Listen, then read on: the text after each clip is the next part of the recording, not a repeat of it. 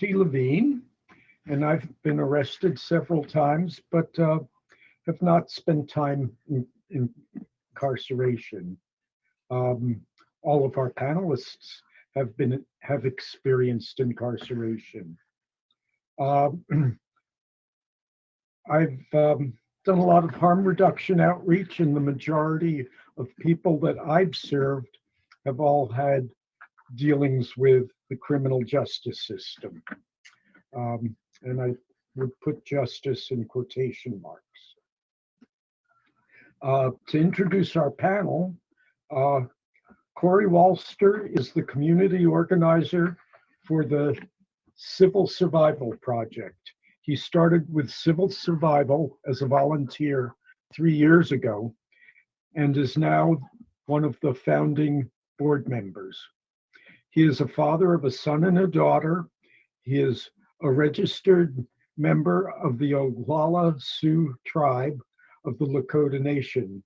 Cory's passion for this work stems from his own lived experience with the systems of oppression and his own release from prison. Cory found himself as a single parent to his daughter and struggled to overcome the many barriers for people upon reentry. After leaving incarceration, Dominica Personti has dedicated her life to helping others adjust to a healthier life by being involved in substance abuse treatment, including much time worked in methadone clinics. She joins us from Delaware. Kimberly Burke-Glaze is a native of Indiana, now living in the southern rural part of the state. She has a 28-year-old son who is incarcerated and has been in and out of the criminal justice system since the age of 10. She's an advocate for criminal justice reform and an advocate for medically assisted treatment. She is also an advocate for harm reduction, including Narcan and syringe distribution. She was involved in a program that met people about to leave incarceration and helped them re-enter life after jail. So, Kimberly, would you care to start, please? Sure, absolutely. Absolutely. Thank you so much for even when I seen you were interested in having some people for this panel, I reached out to you, and I'm so thankful to be here and so grateful to know that we're sharing this space and this time together to hopefully make some changes and hopefully help those who are in the criminal justice system facing all of the barriers. And I'm just happy to be here. I was arrested for domestic battery back in the early 2000s. 2003, 4, and 6. I was arrested 3 different times.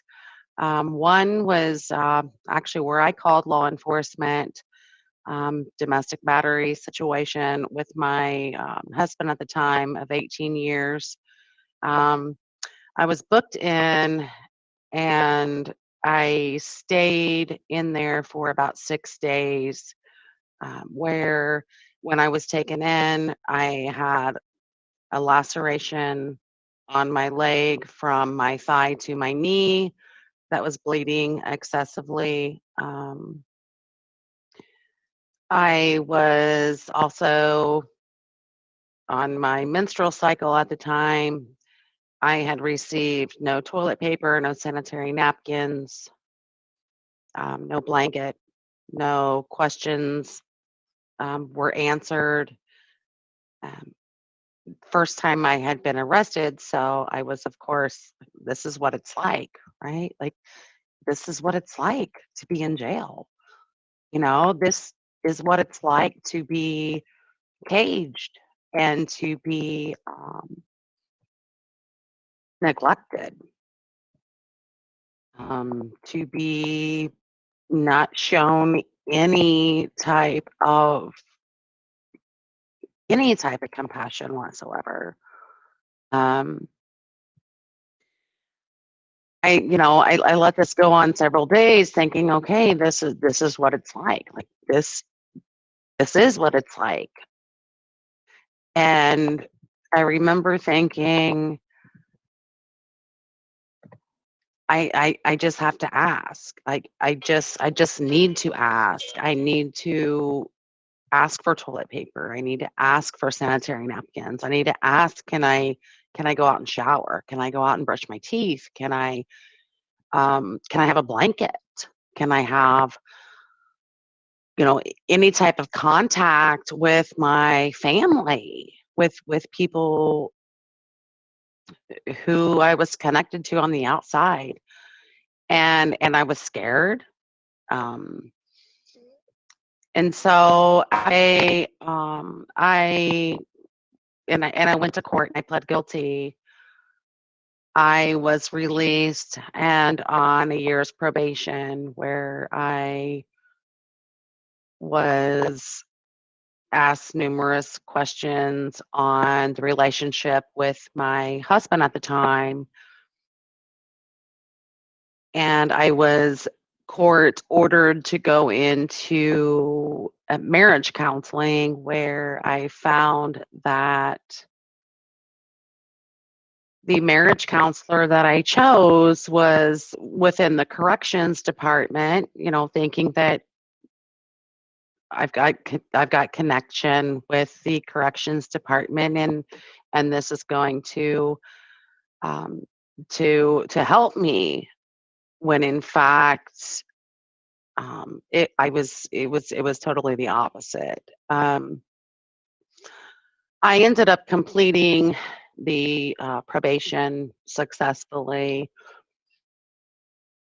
but I remember all of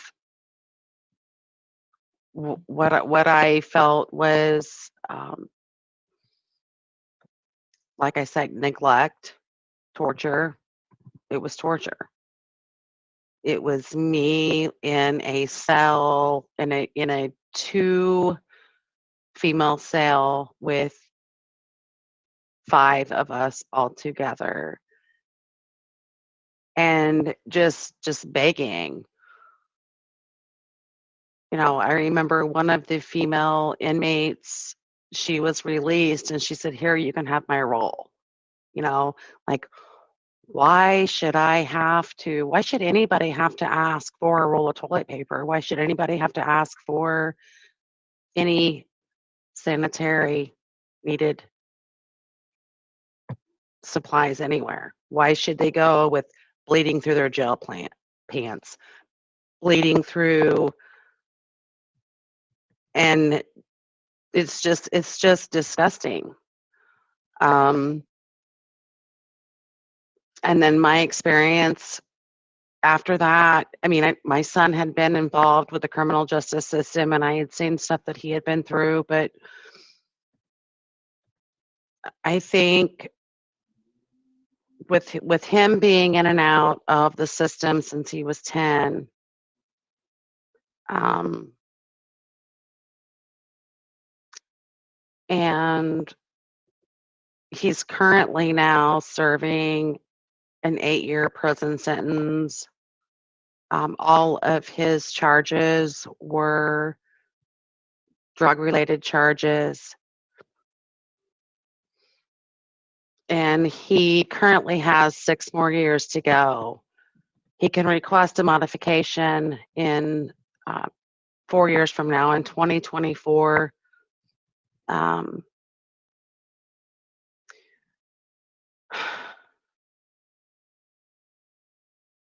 I've not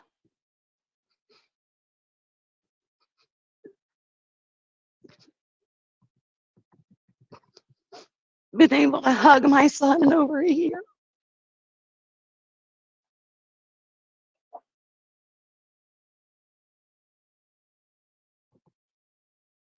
I have fought and fought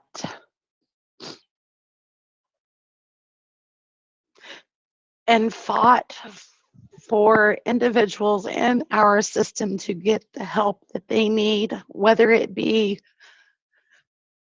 physical help, mental help, basic needs met.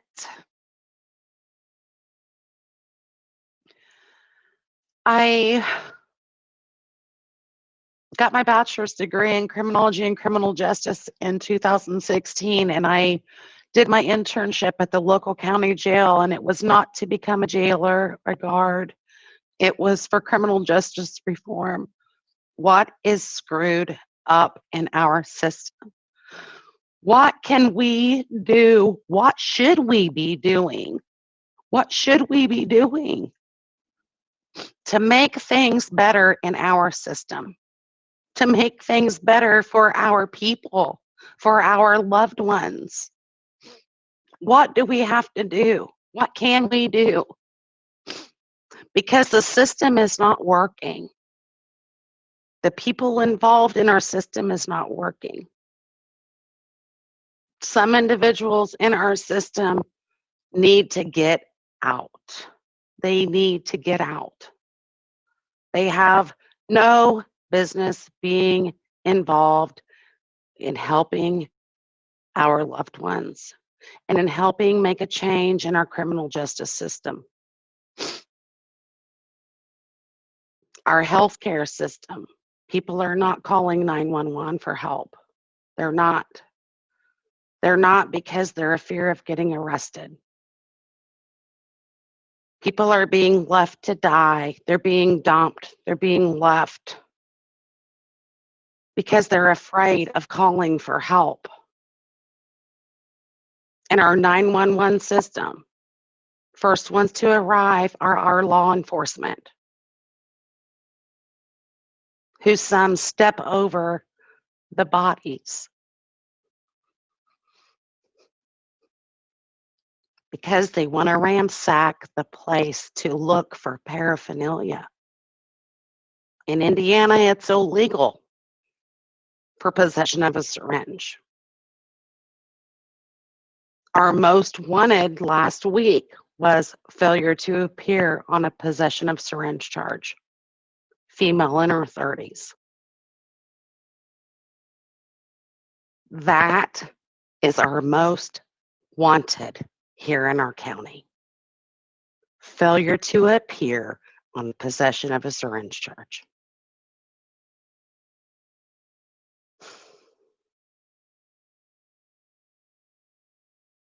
And I gotta stop because I can go out there and it's just,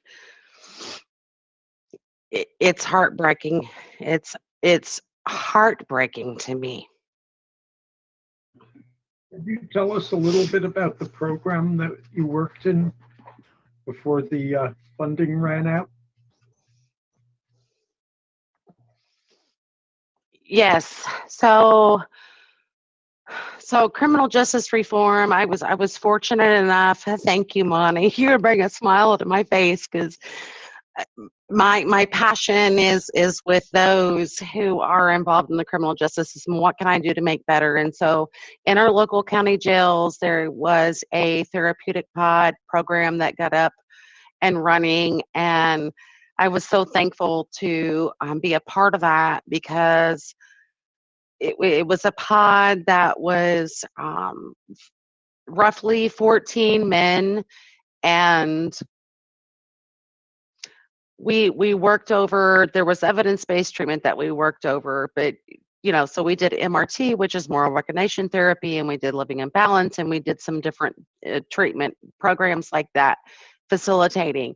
But what helped the most was connecting with the individual while they were incarcerated, connecting with them and finding out what was it, what are you facing? Like what's your story? What is your what's your barriers that you are going to experience upon release? What do you have? What supports do you have? Both formal and informal supports do you have? And finding those things out before they are released is so crucial to whether or not they go back in or not. It's that's a huge piece of it. So you can have things in place prior to them getting out, and knowing what their needs are, and I'm just letting them know that you care about them and you love them and you're there to help them and support them throughout the process. And then once they were released, following them for 6 to 9 months afterwards was crucial too, because not only are we I say we, so not only was I like trying to say, okay, this is what you need when you get out, but I'm here when you get out. Like, this isn't just all talk. This is a real deal stuff. Like, I'm going to stick by you. We're going to connect you. Um, I live in a very, very rural area, and there isn't much. Like, we don't even have a homeless shelter in our area, but connecting them with medication assisted recovery options, connecting them with, even if they have to go out of county, I don't care. Wherever you want to go, we're going to find a place for you to go and stay and get your supports that you need if you don't have something, when family and that sort of thing, when you get out. So that's a huge piece. And then following them, like I said, 6 to 9 months after they're released, and just being their support system, hooking them up with syringe exchange if that's their option, hooking them up with medication, hooking them up with um, recovery support groups, and just being alongside them and working alongside them and letting them know that, even though you have some of them, most of them have supervised probation. So I worked very, very closely with probation and corrections. I tried to remain, non-biased, and that little, I guess, little ripple in the creek, that little ripple in the ravine, to kind of navigate them through that process and help, hey, so they had an illicit screen.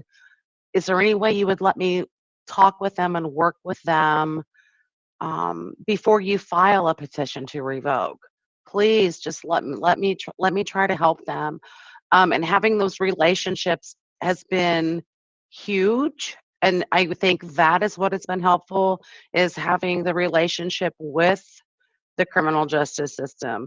Even though I don't agree, I don't agree at all. Um, with a lot of the things, but it's a step in the right direction. And if I can be that medium, that point for them, that's what I'm going to do. And we've seen success. The recidivism rate was like 37% over the last 3 years. It sucks that this program had to end, because it was, to me, I don't know. I tried everything I had to do. It was just, bigger. I guess it was federal funding is what was paying for my grant that I was operating under, and they decided not to renew it, and it ended in September.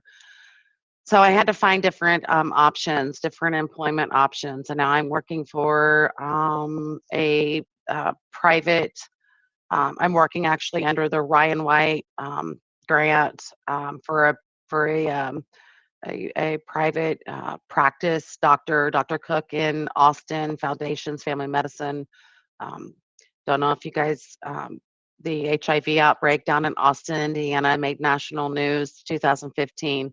I worked there in 2015, but now I'm back there now, helping out. But um, yeah, I'm glad to be here. And sorry I broke down. I do that. I do that, and sometimes I ramble, but I'm just so blessed for Monte to even accept me to be able to be here and talk and help however I can. I distribute Narcan, and hopefully someday have a needle exchange in the county that I live in. I do it underground now, so, and I just hope and pray that everything's going to work out, and we can all benefit, and hopefully make a difference in those individuals who are struggling with substance use disorder, as well as make some difference in lives and stop spreading HIV and Hep C. So thank you.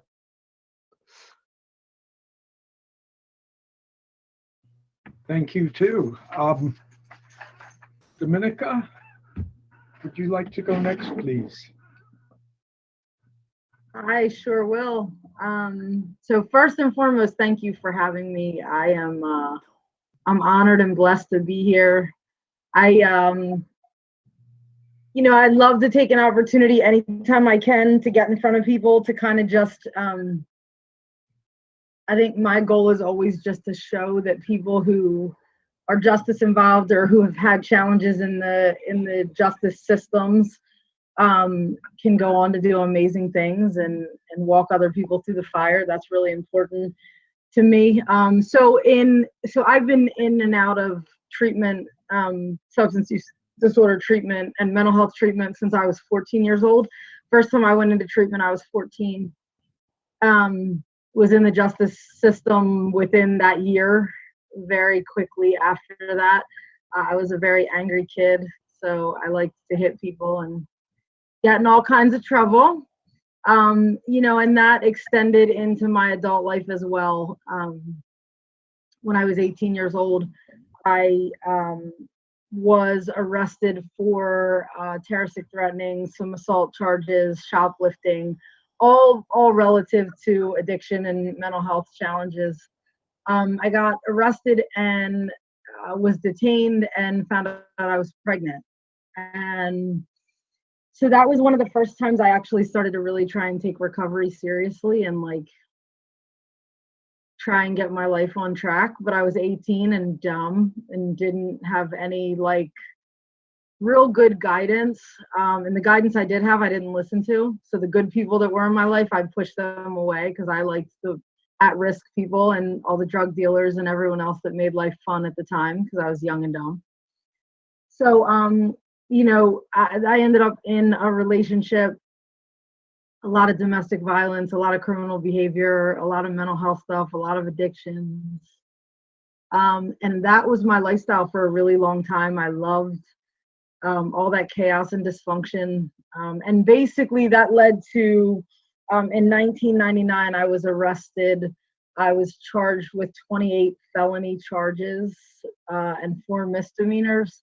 So forgery, credit card fraud, misuse of funds, conspiracy, racketeering, basically receiving stolen goods and fraudulent charges to then buy things, to then sell things and support this lifestyle. And so needless to say, that landed me back in the justice system for a period of about 5 years, start to finish.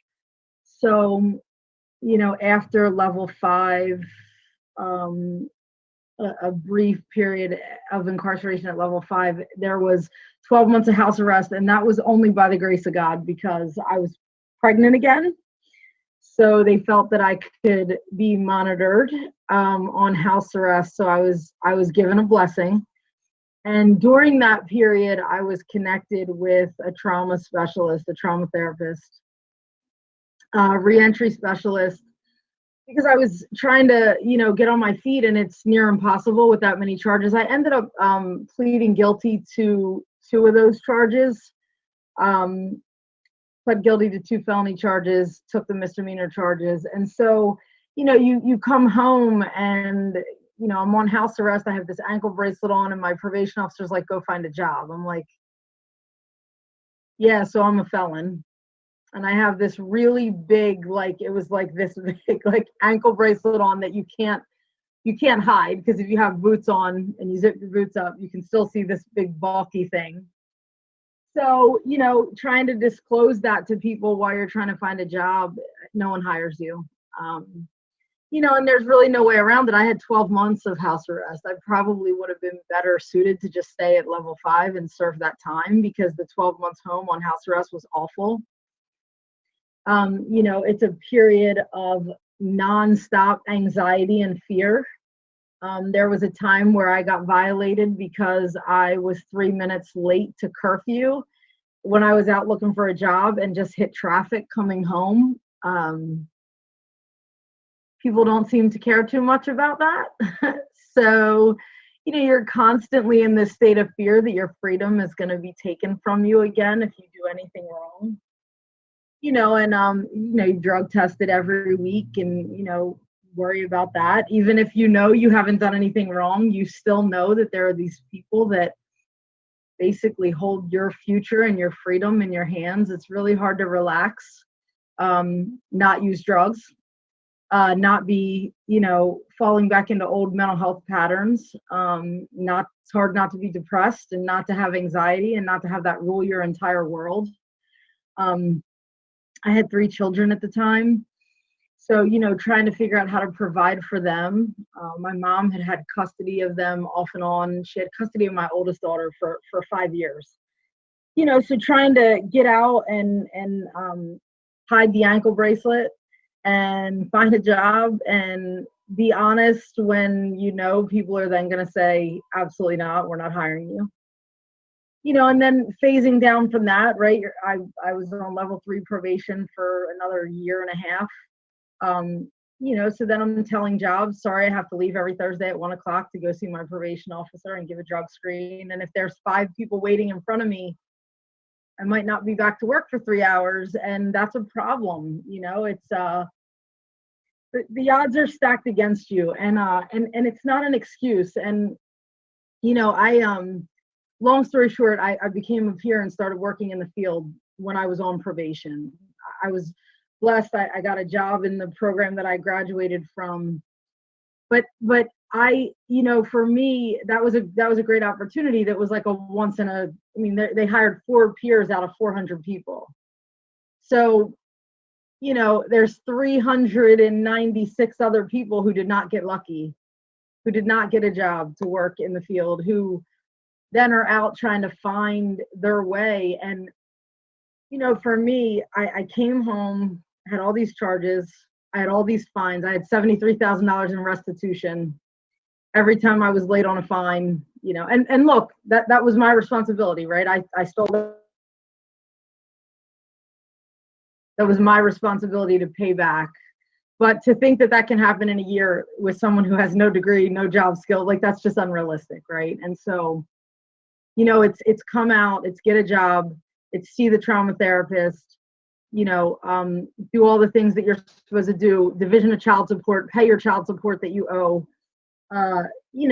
all those things, it really is stacked against you. So I got asked to speak at the State House for some funding that they were looking for that supported peers that were going back into, they worked in hospitals and, they were like the first point of contact for anyone who reported any kind of substance use challenges.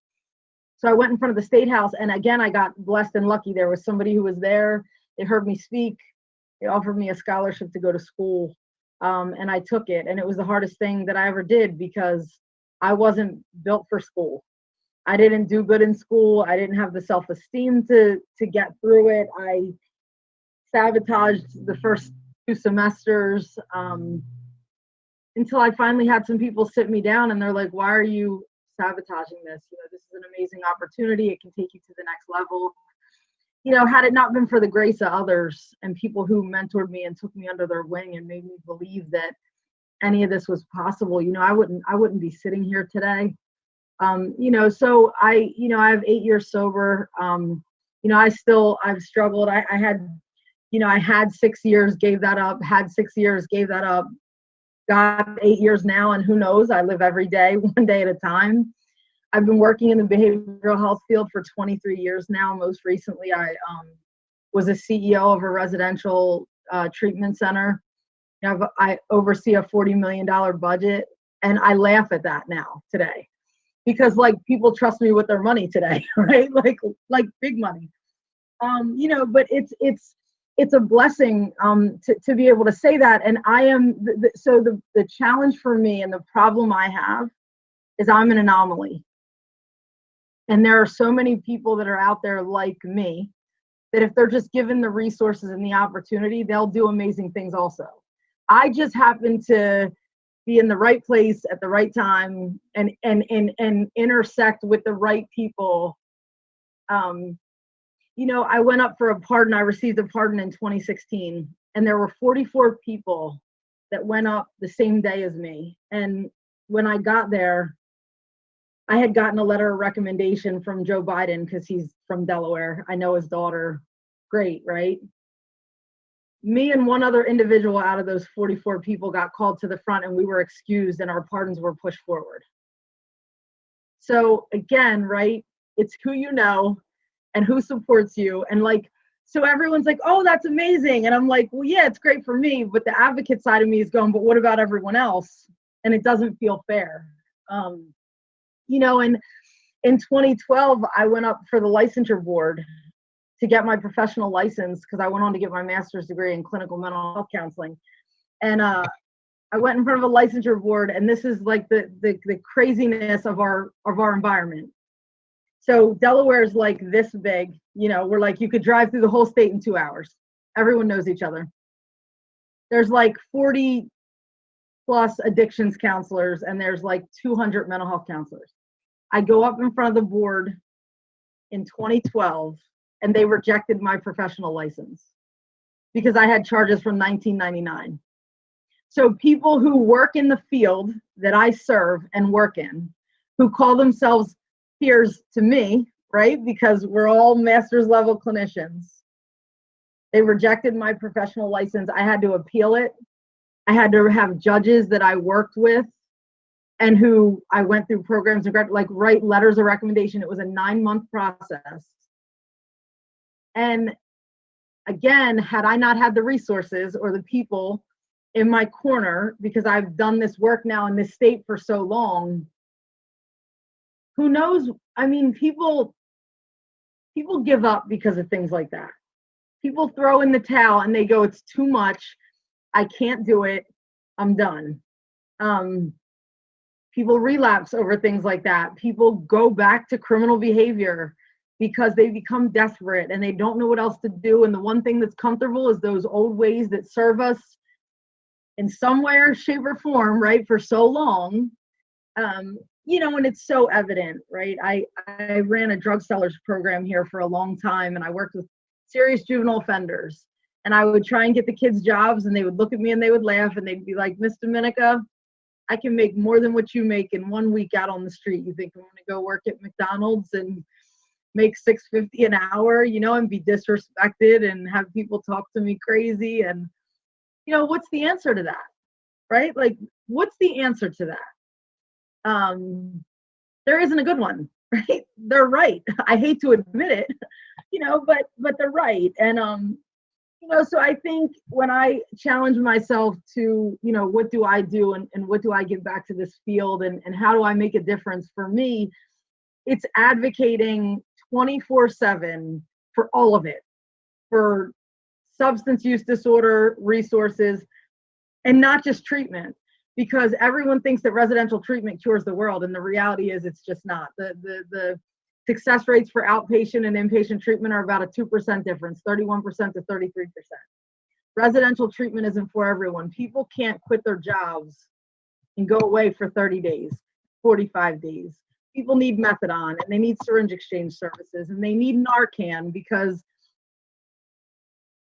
everyone should get every opportunity, you know, that they can. And when they don't, people die, right? And I think, you know, if you take anything away from me today, my biggest thing is we all like to talk about how we want to save lives and improve lives. And we talk about that when it comes to addictions and reentry. We talk about it when it comes to mental health. But then what happens is we say things like, we need supervised consumption sites. And everyone goes, no, we don't want to do that. Well, then we don't want to save lives. Because the reality is, no one approach is going to work for everybody. And you can look at the data and the research around supervised consumption sites, and you can see that Insight in Canada saved 552 people. No fatalities. There's no better science than that. So we have to now look at the data on, you know, residential treatment and detox, right? We have like 6 to 11% success rates. So, we have to look at everything. We have to look at every single opportunity, and regardless of how we feel about it personally and our philosophical values, we have to really look at, if we say that we want to save every life and we want to improve every life and we want to give everyone an opportunity to re-enter society and with their dignity and respect intact, the only way to do that is to create programs like Homeboy Industries that operates out of Oakland, California, where they, literally take people and they retrain them and they give them the resources they need and they help them reintegrate with their kids and they give them jobs making salaries they can live on. And then we reintegrate them back, and then they come back and they become CEOs and they operate $40 million budgets and they walk other people through the fire, and that's how it has to work. We have to offer everything, not just what we believe in our own minds is going to be the solution. So that's really all I got. I'm easily reachable. If there's anything I can do to support and help anybody, I will gladly do that. I believe in a life of service, so that's the goal. So thank you for having me. Well, thank you. And I will put out my email address at the end of this. And if anyone has any questions for the panelists, I will forward them. And I believe Cory is going to put his email out separately. So let me turn this over to Cory. Thank you, Ron. And thank you to my fellow panelists. Your passion is difficult to follow. I'll do my best to do it, though. I was released for the last time in 2005, but I was one of the lucky ones. I have great family support, but I still struggled with mental health issues. I struggled with an ex that was withholding visitation of my daughter. I struggled with a suspended license due to back child support. I also struggled with owing legal financial obligations. Those came with a 12% interest rate from the time of incarceration. My $30 a month payments didn't even cover the interest. And these eventually grew to around $15,000. After getting my mental health stable, I took the first job that offered more stability in my life. That was a job at $8.50 an hour in a manufacturing plant, buffing and grinding plastic parts. Now that I was working, I was paying my current child support off, and I was being garnished for my back child support. And that didn't leave much after paying utilities and rent for things like food and cable. Because I wasn't getting regular visitation, I had to figure out how to navigate the courts on my own. Of course, with help from Google and the court facilitator, I was able to navigate making and filing a parenting plan. The courts approved it. This was good practice because by 2009, my ex slid back into addiction, and I started the process again, this time for custody. In 2010, the judge gave me full custody. I had mentioned my $50 an hour job, and in Kitsap County, that was a great job for a felon. It was a large company. They hire felons, and there was security. I was able to work my way up, starting in the grinding room, eventually becoming department lead, and finally in quality assurance.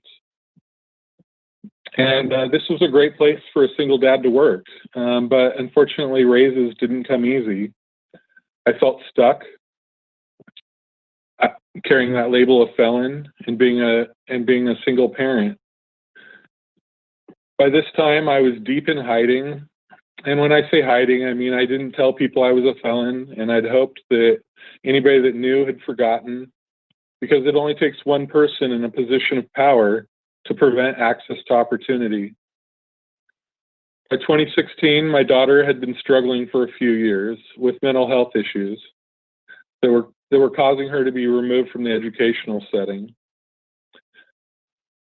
The support that she needed wasn't available at school. I would hear things like, "I'm sorry, I'm just the guidance counselor. I'm not qualified to help your daughter." Sometimes, or things like, "Sometimes the school just needs a break from students." As well as, "I'm sorry, but but the only tools we have are suspension. As a single father, I needed more support. I was tired of begging for her not to be suspended, and I didn't know that she had rights due to her diagnosis. I was at the end of my rope, and my biggest supporter, my mom, had moved out of state. I was feeling really alone. One morning I woke up and there was a letter to the editor in the paper. It was another parent's struggles with her child being pushed out of the educational setting. It's not very manly, but this moved me to tears because for just a moment, I didn't feel quite so alone. There was an email address at the bottom of that letter, and it was from a parent named Tara. I sent an email to her, and all I wanted was just to say thank you for making me feel not quite so alone for a moment. And she responded and asked if, she responded and we started organizing around restorative practices in education.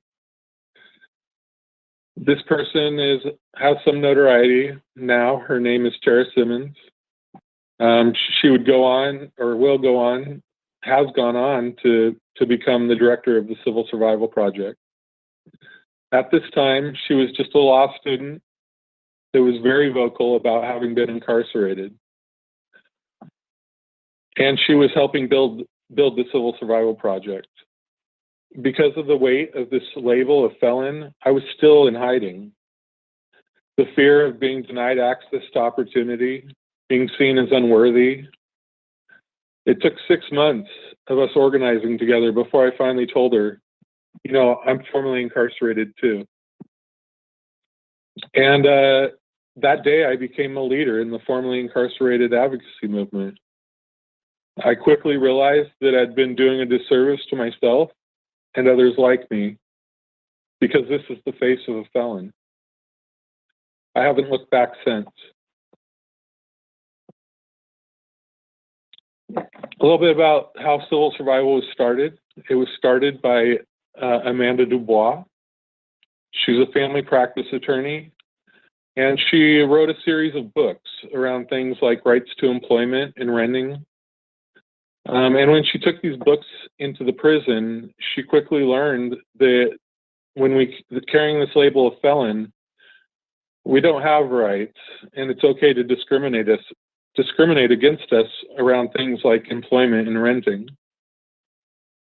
And as an attorney, she knew and understood that these barriers that we experience and that we face, they're just laws. And laws can be changed if you organize. So that's what she did. She started organizing formerly incarcerated people along with some union folks. They did full-day workshops and paid formerly incarcerated people to help build the organization. Amanda, from what I understand, has put around $150,000 of her own money into paying formerly incarcerated people and growing this organization. When she went back inside the prison and talked about this work, she was pulled aside on the way out by an impacted person. And she was told, being a privileged, rich, white woman, this wasn't her work to do. And being the amazing person that she is, she took that to heart. And she turned the organization over to directly impacted people like myself. With the support of other formerly incarcerated people, formerly incarcerated attorney Tara Simmons has grown Civil Survival into what it is today.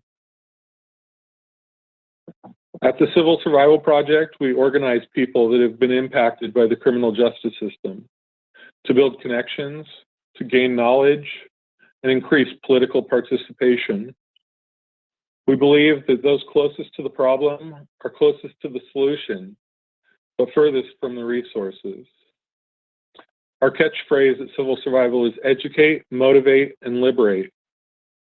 The educate portion is our game changer groups. We currently have groups in Kitsap, Pierce County, South King County, and Thurston. They're a support group, but not like AA or NA. not everybody coming out of the prison system necessarily identifies as being in recovery. And so they lack that community to release to. We are that community because we are directly impacted. Our game changer groups are a place to network with people with similar life experiences. It's a place to learn about current legislation and advocacy. And we work to build community together. We participate in local advocacy, for example, tabling at events, participating on committees and coalitions, and we've presented or spoken at many different events. Our motivate part is our legal information and advocacy workshops. At these workshops, we talk about groups that have historically organized in the power of our collective voices. We talk about the barriers we've experienced with a record, with that label of felon. We discuss how those barriers affect us, our families, our children, and our access to opportunity. And then we present information about legal rights and remedies to employment, housing, and LFOs. And last, we practice telling our stories to elected officials. And this is really powerful for many of us.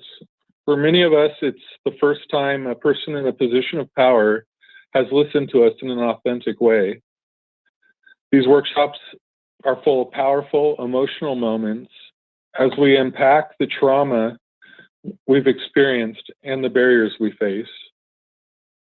At these workshops, we meet and engage with formerly incarcerated people that join our grassroots game changer groups, and then we advocate together to change laws that act as barriers to opportunity for us. The liberate part is our legislation advocacy. Last session, we held our first annual Civil Survival Advocacy Day for directly impacted people. This was our first one of our own, but we participated with other groups in the past.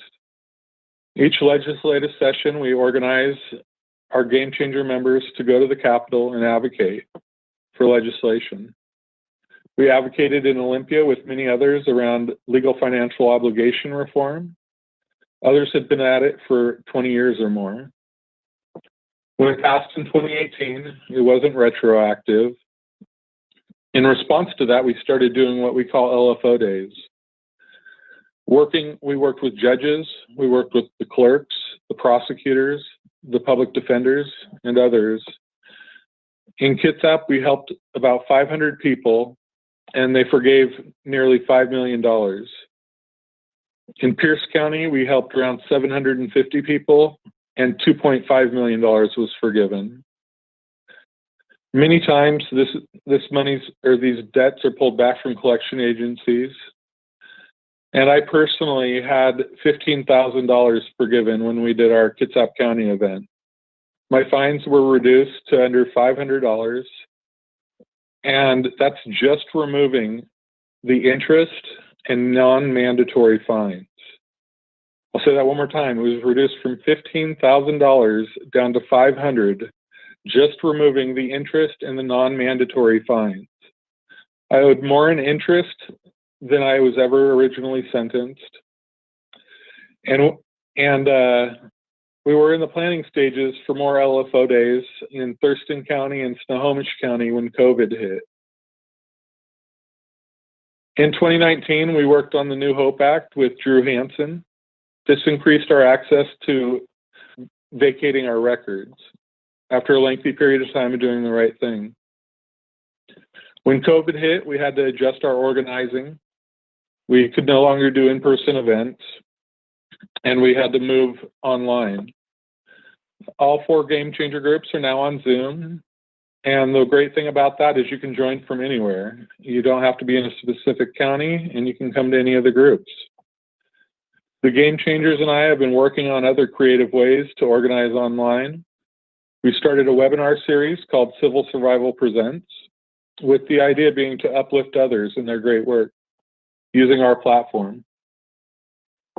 We're planning an advocacy workshop with Showing Up for Racial Justice National, and that's going to be geared towards directly impacted people. When the governor released folks on the inside, We started a rapid reentry pop-up for people returning to Kitsap. The idea was to help soften their landing with things like food and clothing. We've been participating in coalitions. We're co-chairs of the Washington Voting Rights Coalition, and we're working to give people, once they're no longer housed 24 hours under DOC, the right to vote again. We're working with other community members to grow the Equity, Race, and Community Engagement Coalition, called ERACE, as well as the Equitable Community Fund. They're both in their infancy, but have great potential. The goal of ERACE is to address inequity in our local systems and government in Kitsap County.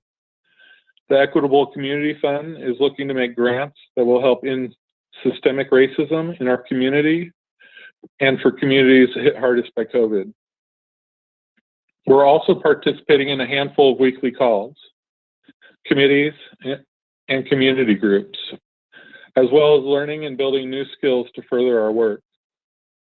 We received money from the state to develop a statewide reentry legal aid project last year. We're in development stages of creating this. The Reentry Legal Aid Project is our next organizational evolution.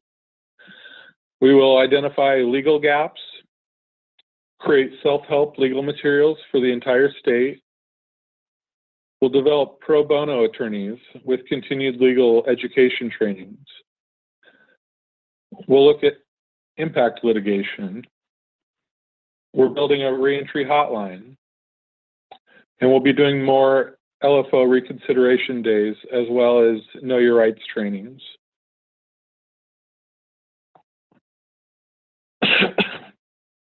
You know, I'm often asked, what could I say to get other places to try and follow this example of relieving the barriers that we face? And for me, that's a big question, but the short answer is the people that are carrying this label of felon and its 48,000 barriers that come with it, we're a population of people who are survivors of traumatic life experiences, survivors of domestic violence, of sexual abuse. It's people who come from generational cycles of substance use, mental health disorders, and foster care and incarceration. 1 in 3 people in America has a criminal record of some kind. It's our neighbors, it's our friends, our family. We're not a throwaway population. Most people that are returning from incarceration will be coming home again. They'll be coming back to our neighborhoods. And how do we want them to return? More traumatized? Or do we want them to return healed and able to move forward? The communities that are most affected are disproportionately people who are poor and people of color. And I'll put my, as Monte said, I'll be putting my email address into the chat, or actually our info email address, but it comes directly to me anyways. And I'm grateful to be here today. I'm grateful to be in community with everybody that's here. And thank you again. Thank you all. And the land is dark.